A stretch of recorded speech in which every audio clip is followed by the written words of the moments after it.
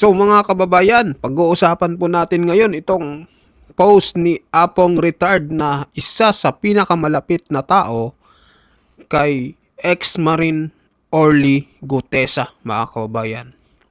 Kaibigan po ito ni Sergeant ex-Marine Orly Gutesa, mga kababayan. At ipinaliwanag niya dito yung mga kumakalat na fake news na ikakanta daw ni Orly Gutesa, itong si Mike Defensor at Marcoleta. So, pero sabi niya, hindi po yun mangyayari dahil hindi po umaatras ang mga Marines. At totoo po daw yung mga salaysay ni ex-Marine Gutesa at marami daw po silang nakasuporta kay ex-Marine Orly Gutesa, mga kababayan. Nako, so palpal dito yung mga basher, mga kababayan. Talagang iiyak dito yung mga nagsasabing fake witness daw si Orly Gutesa. So ito na, panoorin natin, mga kababayan. Kaming naghahanap kay retired Master Sergeant Gutesa. At nitong linggo lang, nagkalat ang fake news. Ang sabi, magre-retract daw siya ng kanyang affidavit at ituturo sina Senator Marcoleta at dating Representative Mike Defensor na nasa likod ng kanyang paglutang. Ang masasabi ko lang, mag-isip-isip kayo, huwag kayong nagpapaniwala sa fake news. Unahin ko yung sinasabi niyong nagtatago. Iba yung nagtatago kaysa dinala niya yung sarili niya sa ligtas na lugar. Huwag kayong mag-alala, lulutang yan. Walang Marines na lumutang sa isang investigasyon, malaking investigasyon na gumagawa lang ng kwento. Kahit halongkatin niyo ang kasaysayan. Tapos yung sinasabi niyong magre-retract ng kanyang affidavit, kahit ipusta ko lahat ng kapitbahay ko, pati na rin lahat ng kamag-anak ko, hindi yan magre-retract. Walang Marines na ganun. Kayo kasi naniniwala ko sa mga fake news. Ang sabi niyo pa, ituturo niya sina Senator Marcoleta at former Congressman Mike Defensor na nasa likod ng kanyang paglutang at tinuruan siyang magsinungaling. Ulitin ko na naman, walang Marines na lalabas sa isang malakihang investigasyon para lang magsinungaling. Tama. Okay, andyan na yan. Perception nyo lang yan. Pero hindi nyo lubusang kilala ang Marines. Walang ganong Marines. Marami kaming nagtatanggol sa kanya dahil alam naming nagsasabi siya ng totoo. Kung alam namin na sinungaling siya, kahit kabaro namin, hindi namin yan kakampihan. Tama. Kilala namin yung taong kanyang tinuturo. At ako, kilala ko siya. Kaya ganun ako kung magtanggol sa kanya. At kilala ko rin yung kanyang itinuturo. Nako. At yung sabi nyo na kinakanlong siya ng kapwa niya Marines, ng kabaro niyang mga Marines, sa malamang mali lang kayo ng pagkaintindi. Ang ibig sabihin, oo, maaari, kinakanlong siya ng kapwa niya Marines, pero mga yon ay yung mga retired na, yung mga wala na sa serbisyo. Dahil hindi pinapayagan ng pamunuan ng Philippine Marines na sasali ang kanilang mga tauhan na mga aktibo sa serbisyo. Bakit kakanlungin ng mga retired o ng mga wala na sa serbisyo? Ganun kaming mga Marines. Para kaming magkakapatid, lalo na may laban yung isa naming kasamahan na pinaglalaban niya yung tama. Pero, kapag siya naman ay mali, hindi namin yan papansinin. Tabla-tabla yan. Doon lang kami sa katotohanan. Ulitin ko, halimbawa man kung kinakanlong siya ng Philippine Marines, yun ay yung mga wala na sa serbisyo. At saka, labas na yun yung organisasyon ng Philippine Marines. Wala na yun. Hindi nila yun tinotolerate.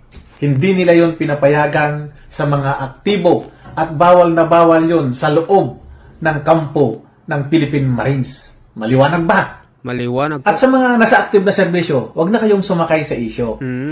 Mahalin nyo ang inyong serbisyo dahil mayroon tayong sinusunod na chain of command.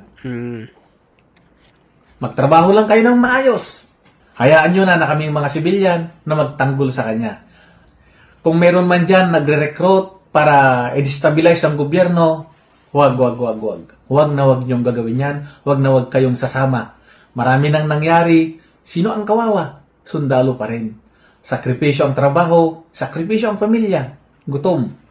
Walang mapapasok ang trabaho dahil napakalaking krimen yung pagkilos laban sa gobyerno. Ulitin ko, magtrabaho lang kayo ng maayos at sumunod kayo sa chain of command. Okay? Okay. Hurra! Hura! Ang So ayun mga kababayan, anong masasabi nyo dito? At sa mga basher, no? Sa mga sinasabing fake witness daw si Gutesa, eto na mga kababayan, nagsalita na yung pinakamalapit na tao kay Master Sergeant ex-Marine Gutesa. At sinabi niya dito na hindi lang si Gutesa ang nag-iisa sa laban na ito. Kasama pala ni Master Sergeant ex-Marine Gutesa itong mga ex-Marine, mga kababayan. Nako, kaya pala maraming mga nagsasalitang mga ex-Marine, talagang galit na galit sa government ngayon, mga kababayan. Dahil pala ah, sa ganitong pangyayari, mga kababayan. At sabi niya dito, ang nagkakanlong daw kay ex-Marine Gutesa ay hindi na ho ang nasa loob ng Philippine Marine, kundi yung mga ex-Marine, mga kababayan. So palagay ko marami talaga ito sila, mga kababayan. Kasi di naman maglalakas ng loob itong si ex-Marine Gutesa kung talagang isa lang siya, no? Kaya ganito na lang talaga katapang si ex-Marine Gutesa kasi mayroon siyang mga kakampi sa likod ng kanyang mga isiniwalat at talagang sinusuportahan siya, mga kababayan, ng mga ex-Marine. So kayo mag-comment kayo, mga kababayan, ano masasabi nyo dito sa sinabi ni Apong Retired na malapit na tao kay Master Sergeant Orly Gutesa, mga kababayan. So, yun, ngayon naman pag-usapan natin itong interview kay Mike Defensor na sinagot ng pahayag ng Philippine Navy. So, si Congressman Mike Defensor, former Mike Defensor kasi, mga kababayan, hindi niya rin alam kung nasa loob ng Philippine Marine. So, ayun nga, sinagot na ni Apong Retired na nasa kinakanlong si ex-Marine Gutesa ng mga kapwa niya, ex-Marine din, mga kababayan. So, panoorin na lang natin to. Itong pahayag ni Mike Defensor na sinagot ng pahayag ng Philippine Navy. Na nasa kamay ng mga Marine itong si Orly Gutesa. Pero may paglilinaw po sa panayam din sa Philippine Navy kung saan under itong Philippine Marine Corps at sinasabi nila na wala daw sa kanilang kustodiya po, Kong Mike. Well, actually, Admar, sa unat sa lahat, ako'y siyempre nirespeto natin kung ano man yung mga binanggit ng ating Philippine Navy at kung meron mang nanggaling napayag mula sa Philippine Marines. Kasi, siyempre, alam mo, medyo siguro, no? Hindi rin naman maganda dahil medyo mapolitika tong usapin na to. Maraming mga anggulo na lumalabas, maraming batikusan. And, yeah, of course, as an institution, talaga namang dapat hindi sila ma-involve. Ako lang naman, ang binanggit ko, ito yung impormasyong aking natatanggap. Ito yung impormasyon na nare-relay sa akin. Dahil hindi naman ako direct contact kay Sergeant Gutesa. Bagamat ganon, sa akin naman palagay, hindi naman to usapin ng bring me, di ba? Yung sa party, di ba? Bring me this, bring me that. Hindi naman ganito itong contest eh. Ang akin is, may sinabi si Sergeant Gutesa, kung batay doon, nakikita nilang may kahalagahan at dapat pang imbestigahan, sa akin palagay, dapat yun ang tingnan nila. At kung meron man kailangan na paglilinaw pa si Sergeant Gutesa o nais lang patawag, ako, ang aking paniwala, nandiyan naman doon sa kanyang affidavit, yung kanyang lisensya, nandun yung kanyang address, siguro magandang ipadala doon at doon din sa Philippine Marines. Kung sakali man, bagamat hindi maaring wala sa kustodya nila, pero naniniwala naman ako na maaari nilang matunton. Kasi kung ako talaga, Admar, hindi hindi ganun kadali sa akin. Maraming hindi direct ako siya nakakausap, hindi ko siya wala akong nakakausap sa kanyang pamilya, kundi dumadaan din ako sa mga tulay na nagbibigay lang ng mga impormasyon o kundi kaya nagbibigay ng pahayag kung ano yung kanyang kondisyon. Ako naman kasi ang aking magmula ng Senate Committee presentation sa kanya, yun lang ang tanong ko kung kamusta siya, kung safe ba siya, kung okay ba siya. Siyempre, yun naman ang ating unang kailangang bantayan para sa taong to dahil binanggit ko nga, Admar, sa lahat ng naging testigo dyan sa investigasyon, yang taong yan ang walang interes. Lahat ng lumabas sa investigasyon nila, may kinuwang pera, bilyon-bilyon, kasama sa kontrata, may hatian. Itong si Gutesa talagang puro, walang pinagperahan to, hindi kasama sa sindikato to, hindi kasama sa usapan to. Yung kanya pananaw lang niya para sa bayan. Na nakikita niya, ito pala yung pera na dapat sa flood control, ito pala yung pera na sinasabi sa korupsyon, na nagugulat sila dahil napakalaking halaga ang nakikita nila sa bawat panahon. Opo. Kong, sa huling impormasyon na nakuha nyo po, ligtas po itong si Gutesa kasi meron ka rin nabanggit sa panayam na merong tumawag sa iyo na media na parang tinambangan o pinagbabaril ba? Ano ba yung kwento nun na Kong at yung latest information mo about sa kalagayan ni Gutesa? Yes, actually, Edmar, tama yun. May tumawag na kaibigan sa media at nung binanggit yun, nagulat din ako. Ang una kong ang tanong is, ano yung source? Nung nabanggit na medyo talagang credible yung source, ibig sabihin, hindi naman kwento-kwento lang at meron din namang, kumbaga, din na posisyon.